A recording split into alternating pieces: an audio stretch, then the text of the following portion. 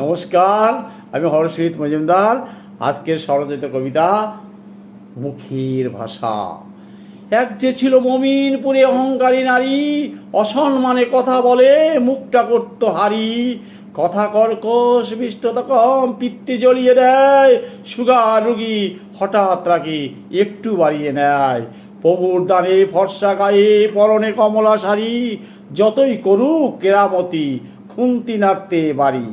কেটে কুটে চুলে শোভা, আপিদ বলে সম্মান, নামে ডাকে রেগে যেত, পার্লারে ডাকে মান। দৃষ্টিশক্তি জ্ঞানে অন্ধ, রোগের বহিঃপ্রকাশ, ছিলছিলেরা আলানি রমণীরা ছুতে চাইছে আকাশ।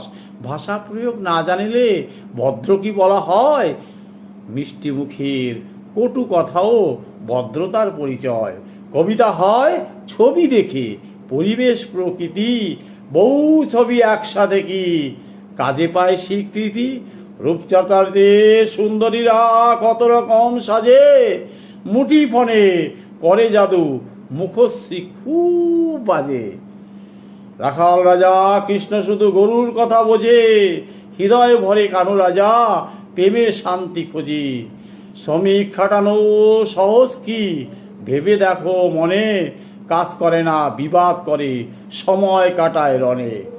ভদ্র হতে কি কি লাগে? মার্স পেটে ছুরি, বাক সংযম না থাকলে। ভদ্র হতে কি কি লাগে? মার্স পেটে ছুরি, বাক সংযম না থাকলে শিক্ষা গেছে চুরি। মনে মনে এক মন হলে বন্ধুত্ব ভাব আসে, ঈর্ষা কাতর হলে মনে মুখের ভাষা হাসে। নমস্কার, সবাই ভালো থাকবেন।